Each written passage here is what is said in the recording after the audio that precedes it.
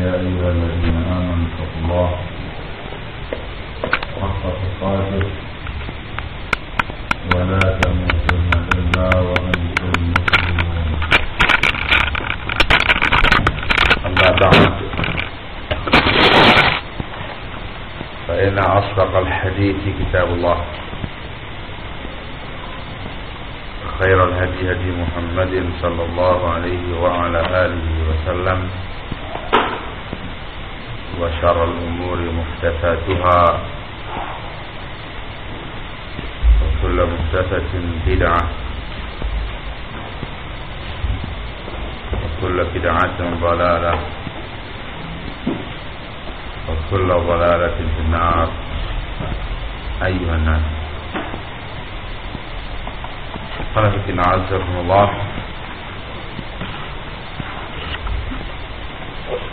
Kita masih pada pembahasan poin yang kelima dari adab talib di nafsi. Adab yang kelima ialah khafdul janah wa nabdul khuyala'i wal kibriya.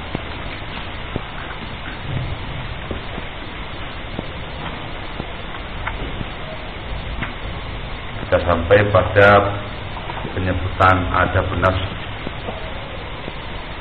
adab jiwa.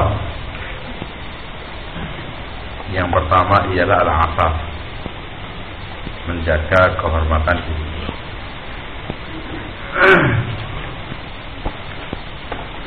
Qala al-muallif rahimahullahu ta'ala, tahalla bi adabin nafsi, dan dalam kau menghiasi dirimu dengan adab-adab nafs dalam bentuk minal afaf, menjaga kehormatan diri. Ini maksudkan dengan afaf, tidak melihat atau melongok atau menengok segala sesuatu yang ada pada tangan-tangannya orang. Lawannya ialah minta kepada orang lain kepentingan dirinya, takasuran dalam rangka memperkaya diri. Wal hilm, ini yang kedua, al hilm.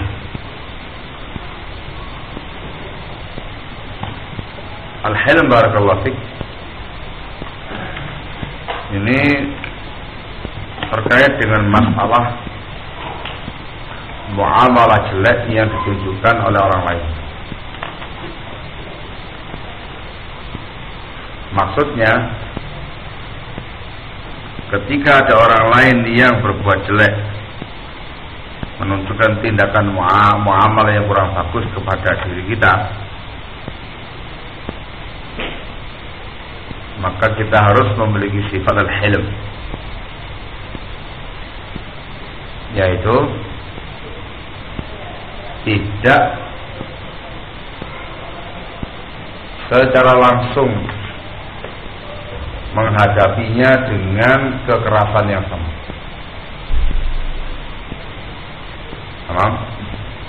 Tetapi yang namanya al-hilm, barakallahu fikum, menghadapi kekerasan muamalah seorang dengan kelembutan. Itu namanya hilmun.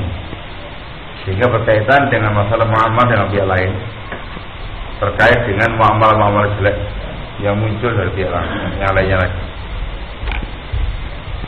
Misal, ada seseorang yang biasa menyakiti kita, mencela kita, menggunjing kita, atau yang semisalnya. Yang namanya orang yang halim, ada yang punya sifat al-hilm, tidak membalasnya dengan tindakannya serupa.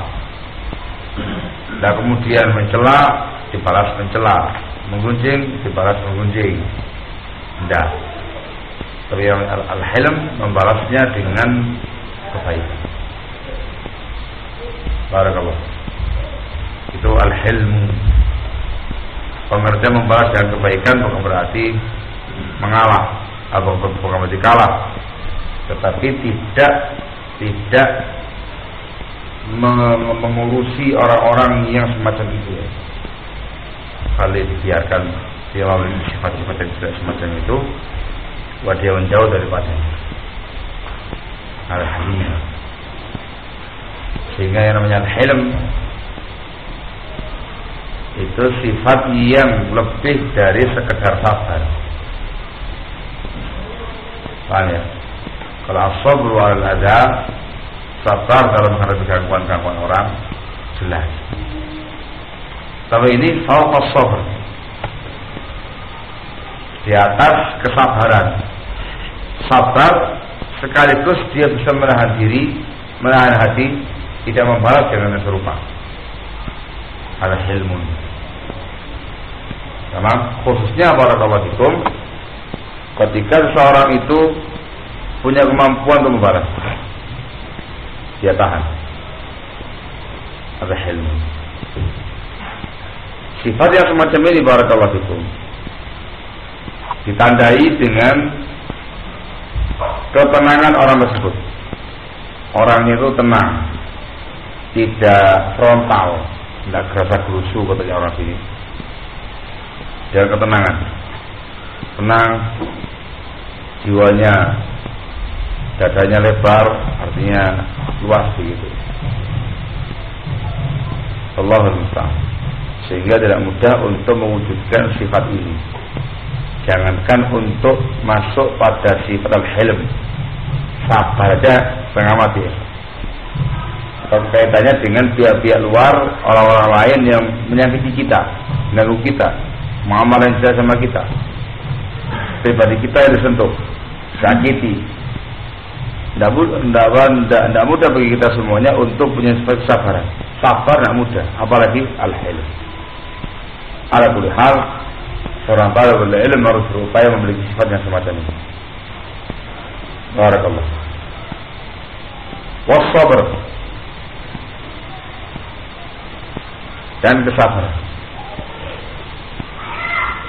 Sabar di sini barakallahu fikum umum maknanya.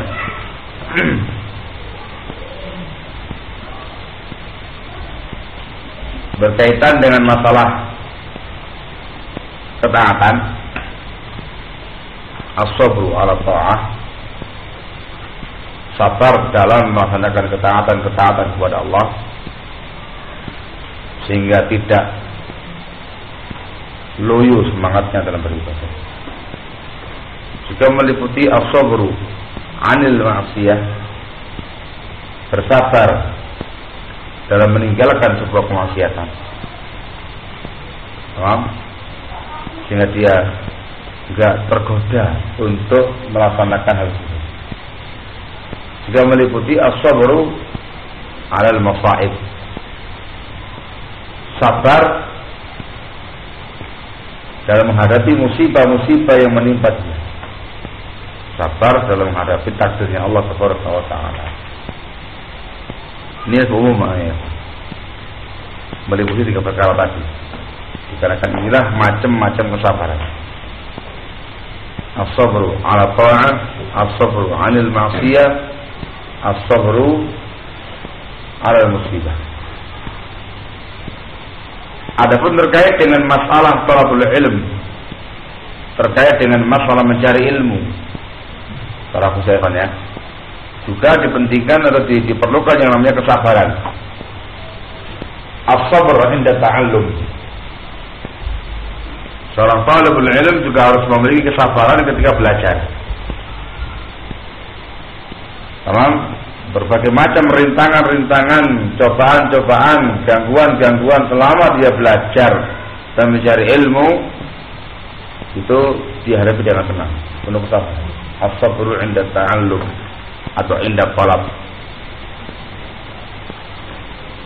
Gangguan ini barakallahu fikum macam-macam. Imma adza min 'amatin nas, diganggu oleh kebanyakan orang, masyarakatnya, lingkungannya, atau semisalnya, ganggu dia. tentang kebosi dia atau gosipin dia atau nuduh dia macam-macam dan semisalnya, mungkin terjadi. Dia harus sabar.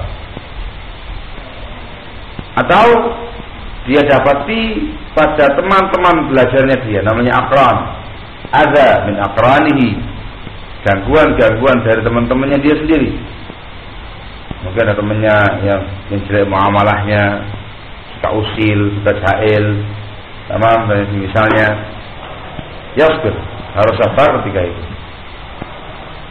Begitu pula barakallahu fikum as-sabr, harus memiliki kesabaran barakallahu fikum ketika ada sesuatu yang kurang tepat pada gurunya. As-sabru ala jafa'il alim atau ala jafa'il muallim. Harus sabar ketika mendapati kekerasan-kekerasan, kekakuan pada seorang guru. Hada muhim. Barakallahu fikum. Nah, ini juga saya bersama talibul ilm. Bila ini yang dia miliki, maka dia tergolong seorang talibul ilm yang handal, mencari ilmu yang memang betul-betul kuat hatinya. Ini yang insya Allah berhasil. Kalau dia punya sabar semacam ini, maka akan memunculkan yang namanya as-sabat. As-sabat itu keteguhan, keistiqomahan. Nah, dari as-sabar muncul yang namanya as-sabat. Dari as-sabat, orang kalau sudah sabat, istiqamah, teguh pendirian dalam mencari ilmu, tentu dia akan meraih hasilnya. Paham? Hasil ilmunya akan dia dapatkan. Ini nggak mudah ya Pak? Tidak mudah. Butuh orang besar, jiwa besar, kemauan besar, niat besar untuk bisa mendapatkannya. Banyak gangguan masyarakat, gangguan lingkungan, gangguan keluarga, gangguan tanah famili, gangguan teman-teman, gangguan akram, gangguan ini. Gurunya juga wataknya nggak diharapkan, mungkin temperamen tinggi, suka marah-marah, suka hukum, sedikit-sedikit iqab, sedikit-sedikit suruh berdiri, sedikit-sedikit suruh ini dan segala macamnya. Besar. Itu tidak mudah ya.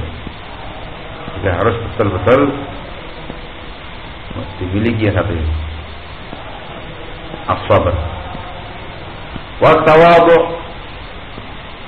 juga harus memiliki yang namanya ketawaduan. Wa tawadhu ala naw'ain. Ketawaduan barakallahu fikum ada dua macam. At-tawadhu lil haqq.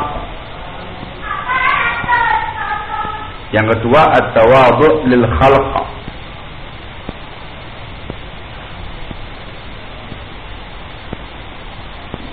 Adapun yang pertama at-tawadhu lil haqq, itu ketawaduan, ketundukan pada kebenaran. Maknanya barakallahu fikum, idza bana lahul haqqu khada'a lahu wattaba'ah. Ketika jelas bagi dia sebuah kebenaran, maka dia tunduk padanya dan mengikutinya. Dalam istilahnya orang-orang terdahulu disebut dengan waqafan indal haq. Waqaf indal haq, orang yang selalu berhenti pada kebenaran. Yang satu ini barakallahu fikum juga susah. Memang tidak semua orang mampu dan sanggup untuk tunduk pada kebenaran. Tawadhu pada al-haq, berhambar. Bergambar itu. Kalau dari kecil dan kebiasaannya itu bersama dengan ahlul haq, gampang. Atau kalau kemudian al-haq tersebut sesuai dengan selera kita, gampang. Tapi kalau kemudian qadarullah al-haq itu berseberangan dengan apa yang kita maukan, berseberangan dengan apa yang kita inginkan, apa yang kita yakini, apa yang kita ketahui, beda, dan dituntut untuk tunduk padanya. Wah, gampang ya. Benar, masya Allah. Ini bukan untuk ngantuk. Itu tidak ada tawadhu lin naum, itu tidak ada. Coba dituliskan makanya. Kalau tawadhu lin naum itu mu'as namanya. Bentar deh. Ini pembahasan agak penting untuk orang ngantuk. Paham? At-tawadhu lil haq. Ada muhimmun. Tolong antum dari semenjak sekarang biasakan dirimu untuk memiliki sikap ini, tunduk pada kebenaran dan menerimanya. Min ayyi syakhsin kan, dari siapapun datangnya. Dari siapapun datangnya, siapapun yang menyampaikannya, terima ya. Kalau itu adalah hak. Allahu Akbar. Ada pun yang kedua, barakallahu fikum.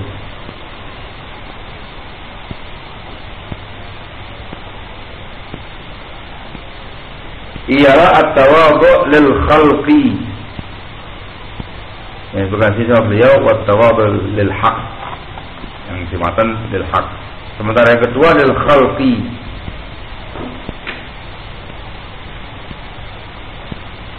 Ketawadhuan kepada makhluk. yakni memiliki sifat rendah diri kepada makhluk, kepada hamba-hamba Allah Subhanahu wa taala. Di sini lawannya takabbur. At-tawadhu lawan takabbur.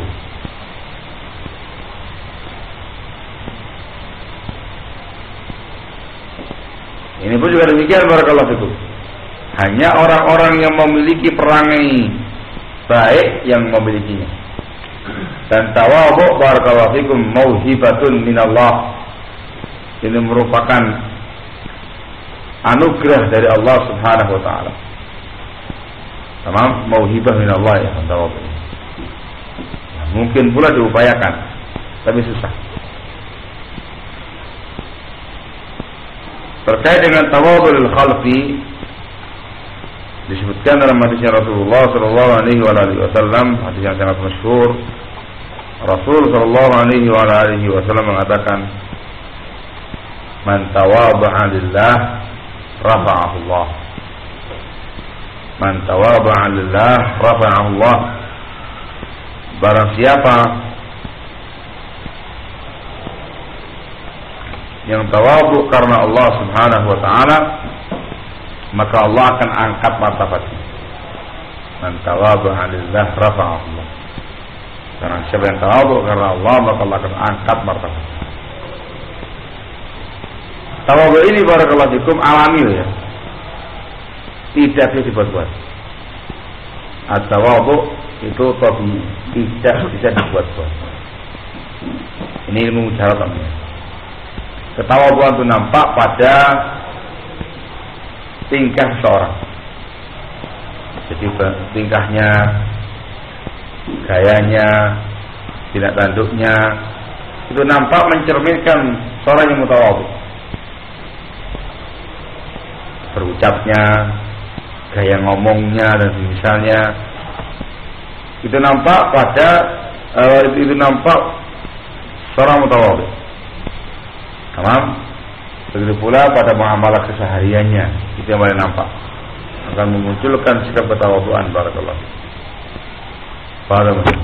Khususnya barakallahu fik terkait dengan para muallimin, orang-orang yang mulai mengajarkan ilmunya harus memiliki sikap ketawadhuan yang lebih tinggi. Allahul musta'an. Hada tawadhu lil haq wa lil khalqi. Orang yang punya ketawadhuan mahfubun indan nas, dia akan dicintai oleh banyak orang. Ada gambaran tawadhu ya Pak? Ada gambaran? Syarif? Anak saya sama tuh Syarif. Ada seorang talib ilmu misalkan menyatakan, anak itu sudah mondok di sini 3 tahun ya. Saya tahu semua ilmunya para santri di sini. Memang tidak ada yang lebih pandai dalam urusan nahwu dari saya. Ini keyakinan syarif. Kalau ada orang yang ngomong semacam ini, apa yang kamu hukumi atas dia?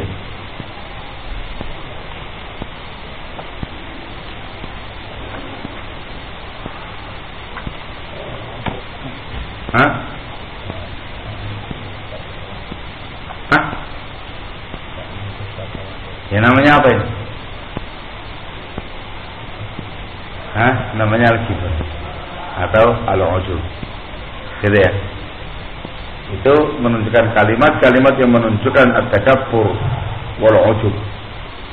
Jelas sekali tidak ada padanya aroma tawadhu.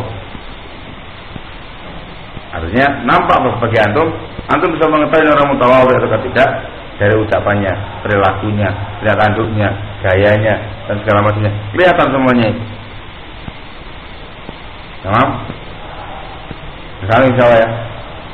Sehingga antum harus memperhatikan itu semuanya, bukan kemudian jadi infal, enggak, maksudnya nampak dari keseharian.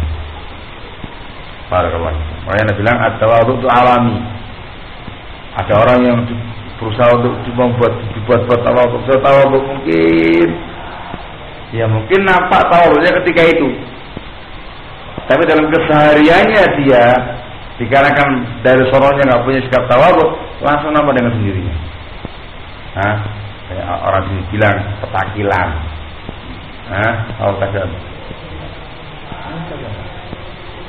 saya tiga. Allah. Qala rahimahullah ta'ala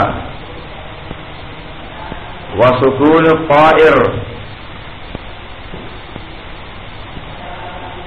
dan ketenangan at-ta'ir. Sukun at-ta'ir. Apa yang dimaukan dengan sukun at-ta'ir ya ikhwan? Sukun at-ta'ir barakallahu fikum lebih mendekati pada makna tumakninah. Tumakninah, ketenangan ya. Tenangan ya. Lawan daripada sukun at-ta'ir ialah al-khiffah.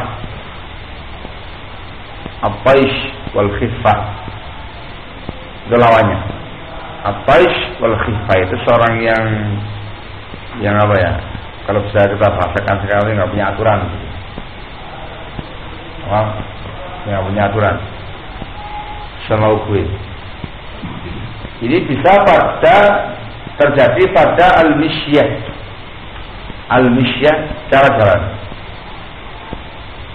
Cara jalannya. Itu kelihatan. Seseorang yang memiliki sukun ta'ir, ketenangan, kewibawaan, dengan orang yang punya taish wal khiffah. Orang yang punya taish wal khiffah, jalannya semau dia. Lama tenteng gitu ya. Jalannya semuanya tidak menunjukkan sama sekali adanya al-waqar atau sakinah, tumakninah berarti. Nampak tuh. Ada gambar yang mau kasih? Kita harus kita contoh langsung. Ada gambar enggak? Allah Ta'ala. Supaya anda tahu barakallahu fiik, atau melihat dalam kitab Zadul Ma'ad Ibnu Qayyim rahimahullah, al-misyah cara jalan ada 10 macam. Anda melihat di Zadul Ma'ad ya. Cara jalan yang terbaik itu cara jalannya Rasulullah SAW. Tamam, beliau kalau jalan seakan-akan turun dari tempat yang tinggi dengan langkah yang tegap.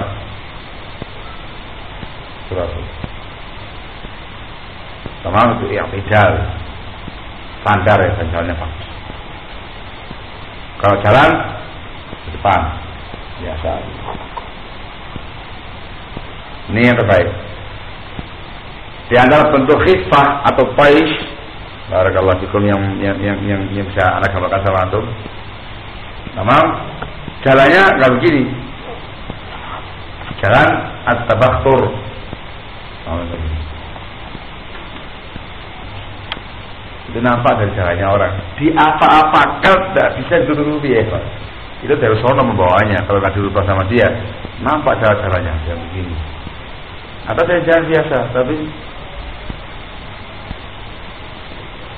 bahasanya kasratul iltifat, banyak pola-pola dengan pola ada kemanfaatan. Ini pais al-khifah namanya. Ditambah lagi barakallahu fikum, itu terjadi juga pada muamalah.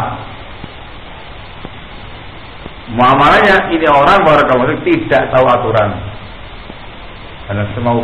Contohnya barakallahu fikum ialah terlalu banyak tertawa-tertawa. Ini juga menunjukkan khifah pais. Kalau sudah ngobrol sama temennya atau webber pol semua ketawanya ya Pak. Pol ketawanya. Itu menunjukkan apa? Al-khifah pais, tidak ada sukun fa'il. Paham? Satu lagi yang gampang ya kawan. Misalkan selesai harus piringnya hari mana begitu di tangan.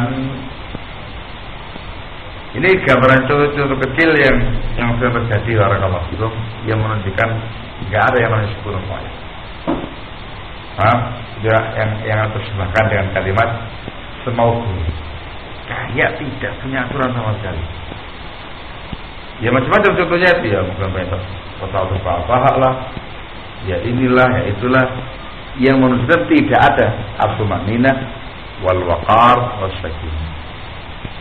Ini alami loh, ngecirinya gampang. Tidak ada yang bisa menutupi kebiasaan masing-masing antum dan masing-masing kita. Nyata tuh saya. Dan antum ada benda ini. Apa sih doa? Allah Ta'ala. Juga di antara contoh at-tais wal khifah, iya suka teriak-teriak. Dengan ekspresi yang aneh-aneh itu juga al-khifah wal pais. Enggak teriak. Ya segitulah ya, banyak orang-orang umum itulah bagaimana mereka kalau bertindak yang aneh-aneh itu semuanya masuk dalam kategori sukun Allah, ada sukun fa'il al-khifah wal pais, baik dalam cara jalan ataupun dalam pembahasan perilaku. Allahul musta'an. Maka harus memiliki yang namanya sukun fa'il. Contohnya kata beliau, minal waqar. Al-waqar barakallahu fikum ini terkait dengan masalah jalan.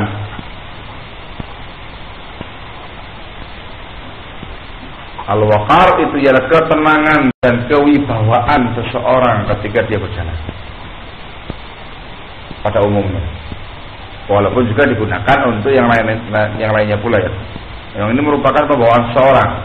Tapi nampak pada cara dia berjalan, ketika dia duduk dan segala macamnya, waqar.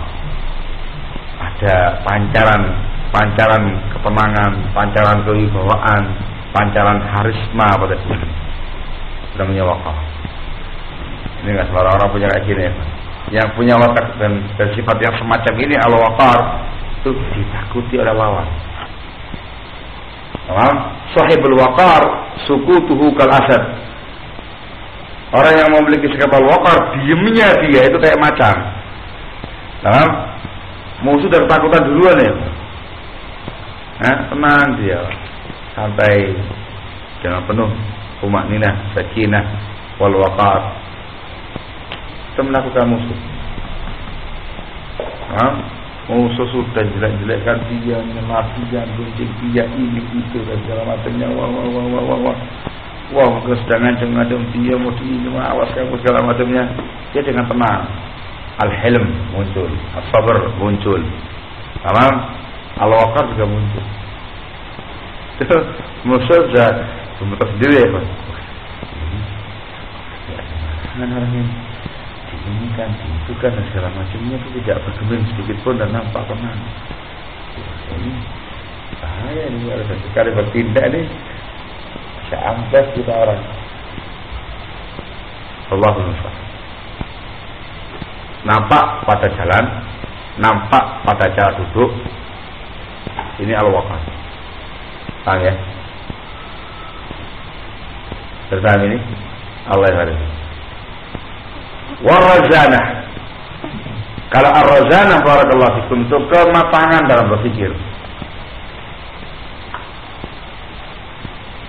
Kematangan dalam berpikir.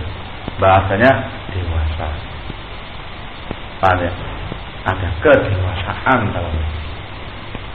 Tidak kekanak-kanakan.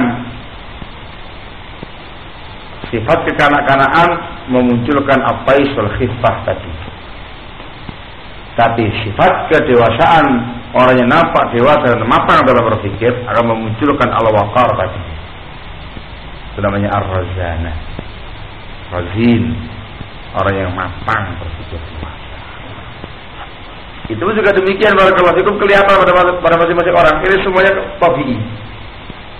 Perkara-perkara yang punya tabiat barakallahu fikum yang mungkin juga diupayakan, tapi setengah mati ya.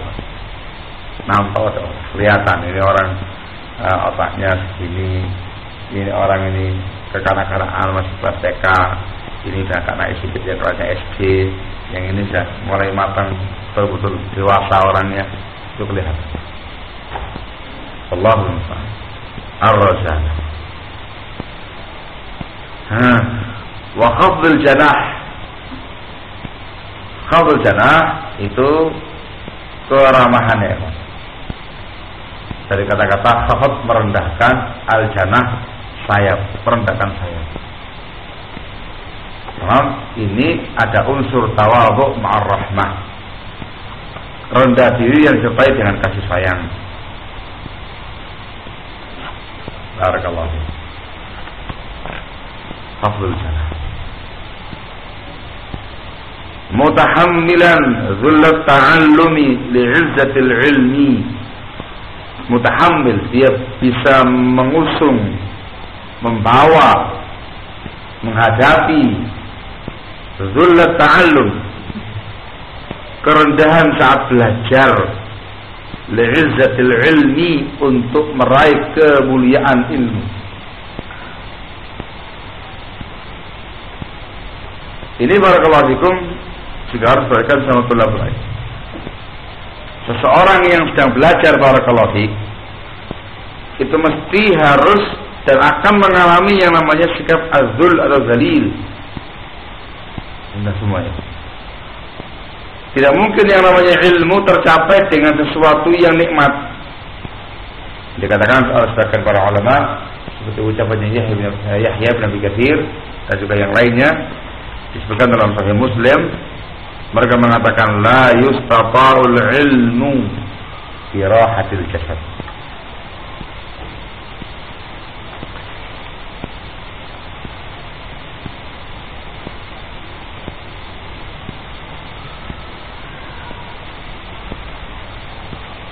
La yustata'ul ilmu fi rahatil jasad. Tidak akan mungkin tercapai yang namanya ilmu dengan rahatil jasad, dengan badan yang rahah, yang enak, yang nikmat, nyaman. Tidak bisa. Ilmu tercapai dengan kepenatan, dengan kecapean, dengan kerendahan. Barakallahu fiik. Seseorang yang dulunya ketika dia di rumah, mungkin sebagai anak orang yang kaya, yang mampu, semuanya ada, yang diinginkan itu ada. Barakallahu fiik. Ketika dia rihlah untuk mencari yang namanya ilmu, maka dia harus siap untuk menanggung ketidakadaan. Paham ya? Yang biasanya dia kalau di rumah makanya apa aja, ada dagingnya, ada ayamnya, ada ikannya, ada segala macamnya, tinggal pilih. Itu namanya rohah. Ketika dia belajar adalah ilmiah, thalabul ilm, harus siap untuk zul. Ya, makannya tempe. Itu udah zen ya kalau tempe. Makanya tahu, ahlak, nasi sama kerupuk sama sambal segala macamnya. Orang yang biasa dengan kenikmatan berat menghadapi yang semacam ini. Udahlah, ini harus dia tanggung. Harus dia tanggung. Orang yang dulu di rumah bebas masalah kenapa saja. Yang namanya pekerjaan-pekerjaan rumah itu nggak pernah diurus. Urusan nyapu, ada pembantu. Urusan cuci baju, ada mesin cuci. Pembantu juga mencucikan bajunya dia. Nyetrika baju, nggak pernah dia sentuh sama sekali. Dan segala macamnya. Nyaman, roh. Ketika dia belajar mencari ilmu, talabul ilmi, regula ilmiah, diatur. Kamu harus nyapu. Jadwal tiket, nyapu usahakan. Jadwal tiket, nyapu masjid. Jadwal tiket, bersihkan kamar mandi. Nah, misalnya itu. Orang yang dulunya itu demikian keadaannya di roha, disuruh semacam ini, berat ya. Sehingga membuat dia zalil. Harus dia tanggung. Dan mutahammilan dzullat ta'allum. Dalam rangka untuk mendapatkan izzatul ilm. Tidak gampang lah. Ya, ada yang mudah, ada yang tidak. Yang mudah yang biasa rekoso di rumah ya. Biasa di sini ya. Nyuci baju sendiri. Wah, saya mati itu. Tangannya itu masih halus, lembut. Apa? Gak kasar sama sekali. Antum jabat tangan sama dia, nyes gitu. Itu kata satu orang ini. Tangannya laki-laki ini. Nyes, kayaknya orang gak pernah apa-apa ini gitu. Cuci sendiri. Panas gini risunya, sokelinnya, segala macamnya. Kok gak bersih-bersih? Gimana cara nyucinya ini dan segala macamnya, jemur sendiri, toilet. Nah, gampang ya, Pak. Paham? Barakallahu. Juga terkait ketika belajar. Selama di rumah santai aja dia mau baca-baca, menulis-nulis, belajar, mau tidak, lagi. Datang talabul ilm diatur, jadwal tenggelam sampai sekian, sekian sampai sekian, sekian sampai sekian.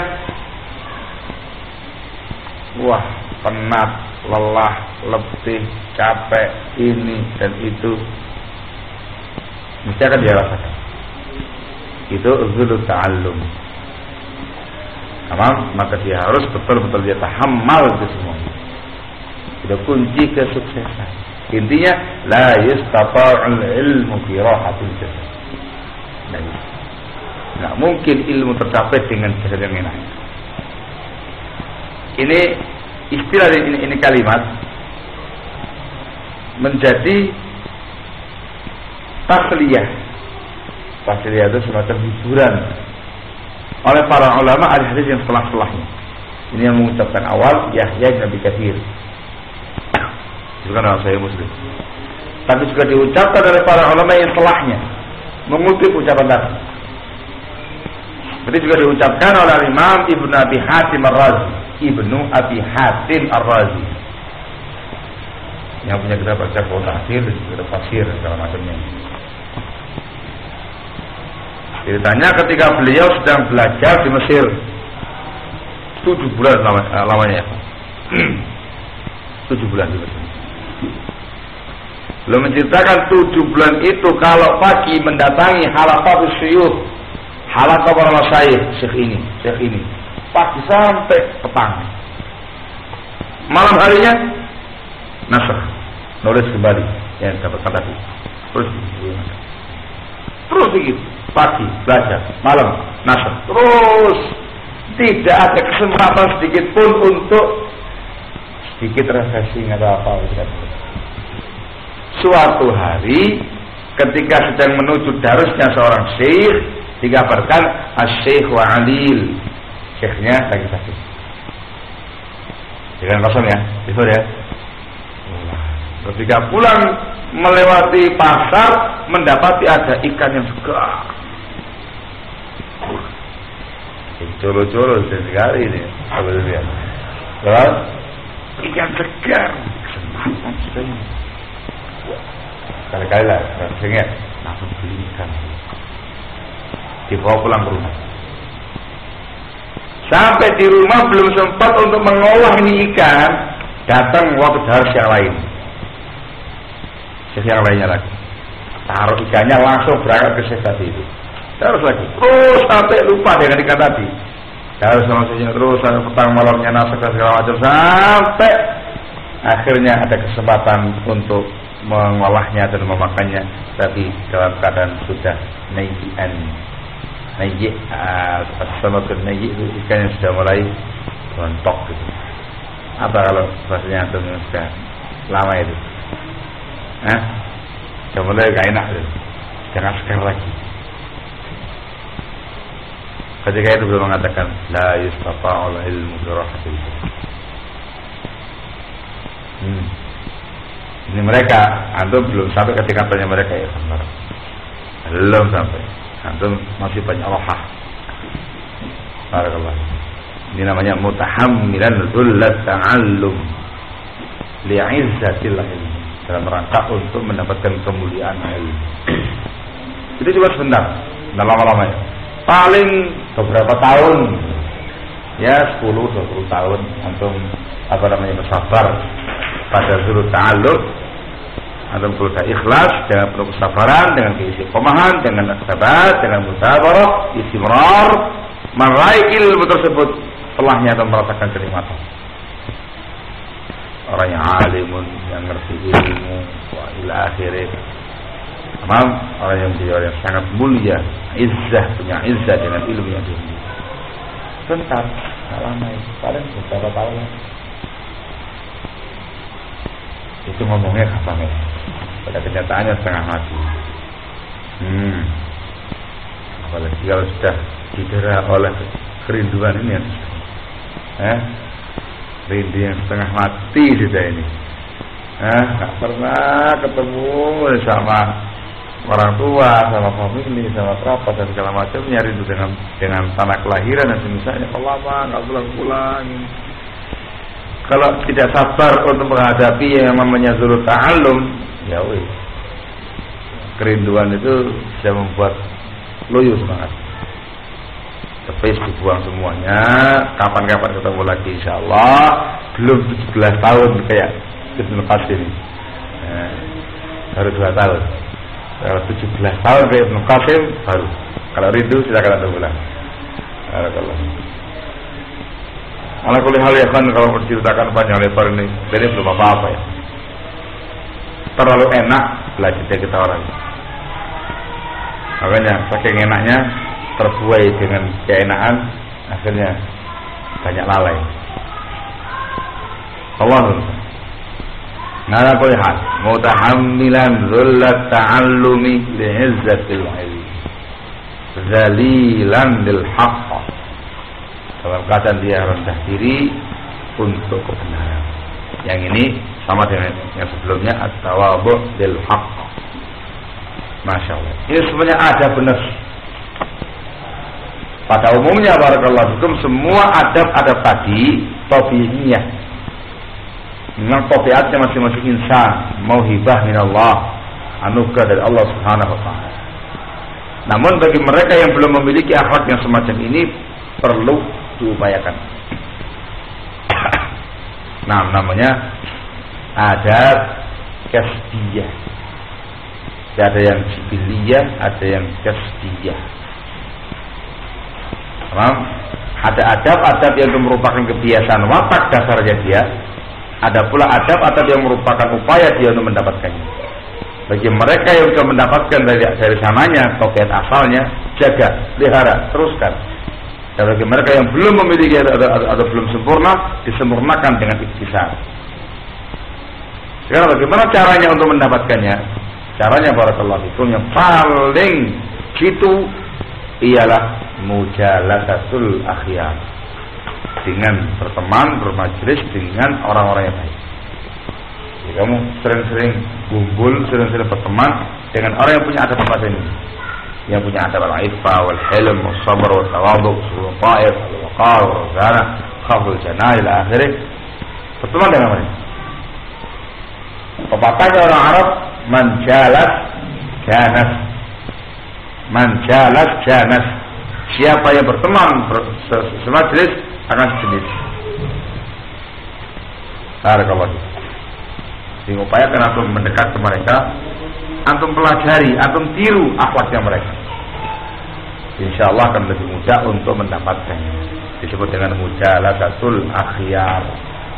Dalilnya hadis Abu Musa Al-Asy'ari radhiyallahu ta'ala yang menceritakan tentang permisalan teman yang baik dengan teman yang jelek. Allahul musta'an.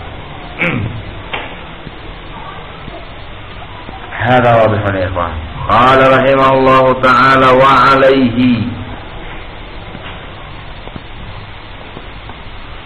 maka atas dasar ini dikarenakan Anda harus memiliki adabun nafsi yang mulia tadi, fahdhar nawaqidh hadhil adab, maka hati-hatilah dari pembatal-pembatal adab ini, lawan-lawan daripada adab ini. Fa innaha ma'al ism, sebab lawan-lawannya tadi di samping juga dosa, tuqimu ala nafsik, itu menegakkan atas dirimu, syahidan sebagai saksi, dia berdiri tegak atas dirimu sebagai saksi, ala anna fil aqli illah, untuk menunjukkan pada akal kamu ada penyakitnya. Tadi itu ada orang yang mutakabbir, sombong, wa ada mutawadhu, nggak punya ketawadhuan, nggak punya kesabaran, nggak punya ilm, nggak punya tumaknina, nggak punya waqar, orangnya qais wa khiffah wa ila akhirih. Ini semuanya di samping dosa juga menunjukkan pada diri kamu akal kamu itu tidak sehat. Akal kamu itu tidak sehat, berpenyakit. Wa ala hirmanin minal ilmi wal amali bih, dan juga menunjukkan keharaman atau kamu diharamkan, dihalang-halangi dari ilmu dan mengamalkannya. Tabir dengan adab tadi ikhwan barakallahu fikum, kunci kesuksesan dalam belajar. Maka fa iyyaka wal khuyala, maka hati-hati kamu dari sikap khuyala, kecongkaan, kesombongan, ketakaburan.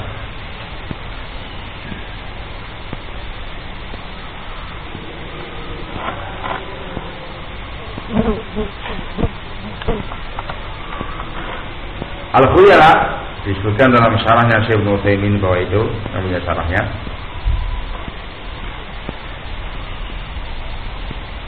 i'jabun bin nafsi ma'a zuhuri dzalika ala hay'atil badan. Itu khuyala, merasa ujub, merasa bangga dengan dirinya dan menampakkannya dalam perilaku badan. Itu khuyala.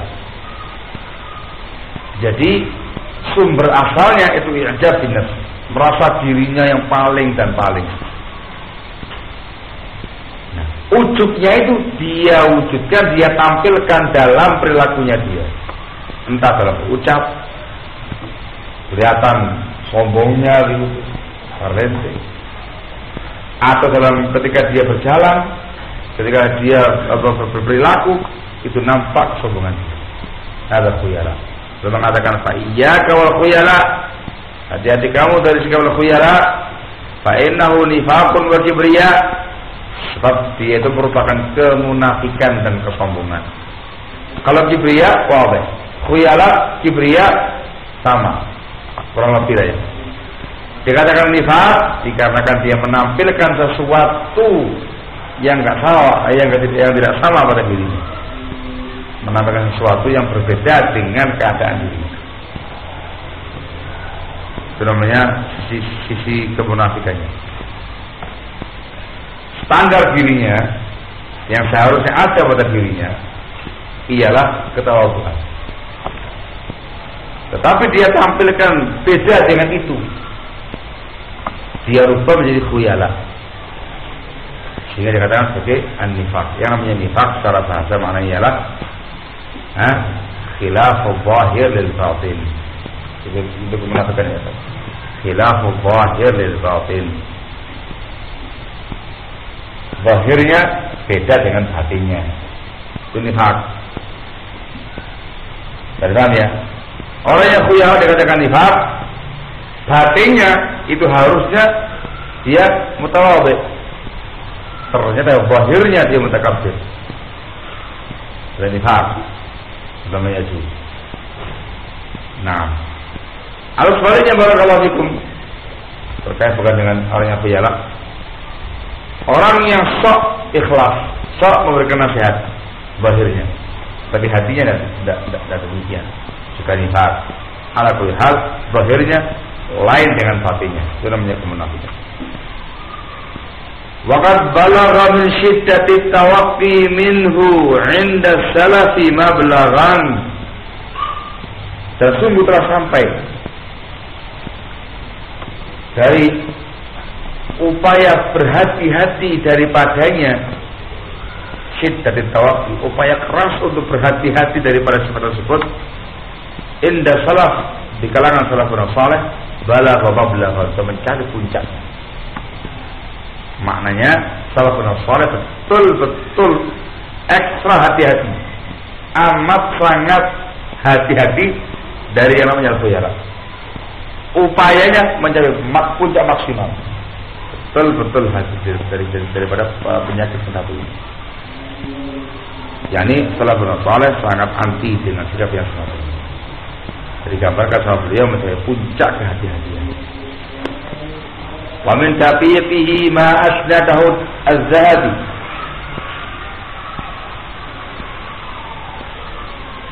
Wa min taqiqihi, dan termasuk perkara pernak-pernik yang sangat detail pada pembahasan ini.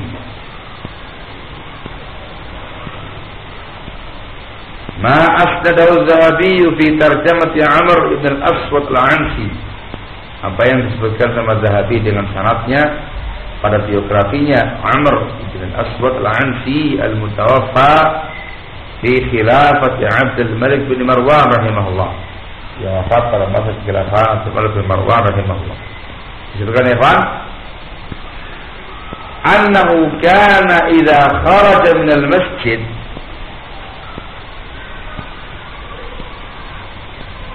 bahwasanya beliau kalau keluar dari masjid, qabada bi yaminihi ala shimalih, beliau menggenggam tangan kirinya dengan tangan kanannya. Kan begini.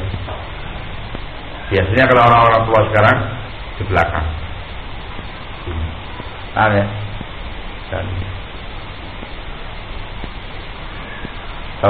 begini. Ini tangan kiri, tangan kanan atau di belakang. Ini tangan. Atau depan. Penting tangan kiri ke sama tangan kanan. Jadi kebiasaannya Amr al-Ansiyah. Fasuila dzalik. Beliau ditanya tentang masalah itu. Faqal, beliau menjawab, makhafata antuna siqayat. Khawatir tanganku nanti munafik. Khawatir tanganku munafik. Apa maknanya, Pak? Maknanya barakallahu fikum terkait dengan masalah jalan. Dikhawatirkan nanti keluar dari masjid, tangannya dan kakinya kemudian melakukan gerakan-gerakan jalan yang menunjukkan ada mutawadhu. Qultu, katanya Syekh Al-Mu'allif, menerangkan yang di atas. Yumsikuha, beliau memegang tangannya tadi khaufan, karena khawatir, min ayyakhtura biyadihi fi misyatihi, khawatir beliau terbetik sesuatu, ayyakhtura, terbetik sesuatu biyadihi, terkait dengan tangannya ini, fi misyatihi, pada cara jalannya. Ya, pegang tangannya supaya jangan, kalau dilepaskan begini, tahu-tahu ada yang melintas di kepalanya beliau, akhirnya melakukan gerakan-gerakan tangan dan kaki, cara jalan yang kurang syar'i, yang nampak mungkin, masya Allah ini. Kemudian orang-orang di luar sana gini, sibuk dengan belinya, sibuk dengan tomatnya dan segala macamnya. Anak dari masjid. Ya, lain jalannya ya Pak. Tahu jalannya sudah ini saja. Seakan-akan beliau sudah, masya Allah, ibadatin. Itu kan misyatut takabbur, cara jalan yang ada unsur takabbur. Nah, sudah belum? Pegang tadi. Luar biasa. Padahal itu masih ihtimal. Belum dipastikan akan muncul cara jalan yang semacam itu. Baru kekhawatiran. Belum mengatakan fa inna dzalika minal khuyala, sebab itu semua kata termasuk khuyala. Wa hadzal 'arif 'arada lil 'Ansi rahimahullah. Maka kejadian semacam ini menimpa Al-'Ansi rahimahullah. Al-'atu kejadian yang spontan menimpa Al-'Ansi rahimahullah. Ini sampai sedetail itu. Sangat hati-hati dari sikap takabbur. Apalagi sangat bertenteng dengan dirinya, dengan omongannya, dengan ilmunya, segala macamnya. Apa ada? Sama sekali enggak ya. Ini aja nggak berani. Apalagi yang semacam itu. Ala kulli hal iyyaka wal khuyala. Hati-hati kamu dari sikap khuyala. Indah ya. Khususnya untuk talibul ilm, para pencari ilmu. Tamam? Yang diceritakan dulu ini muncul pada Abu Shibr. Biasanya orang-orang yang baru masuk pada Shibrul awal minal ilm. Tingkatan pertama dari ini. Indah ya. Memunculkan sikap takabbur. Juga muncul pada sahibul mal, yang punya fulus. Lagi yang punya fulus ini bahaya ya. Juga demikian. Ala kulli hal hindari sikap al-khuyala wa takabbur. Sebab itu semua akan menghancurkan adabun nafsi yang diterangkan sebelumnya. Wallahu a'lam bishawab. Adapun ucapannya beliau ihdzar da'al jababira al-kibr, ya, dia akan dibahas insyaallah taala pada pertemuan berikutnya dikarenakan waktunya yang sudah habis. Amin. Barakallahu. Mudah-mudahan diresapi dengan baik dan diamalkan dalam kehidupan sehari-hari sehingga ada perubahan pada diri kita masing-masing terkait dengan akhlak wal adab. Mudah-mudahan. Wallahu a'lam. Subhanahu wa bihamdihi asyhadu an la ilaha illa anta astaghfiruka wa atubu ilaik.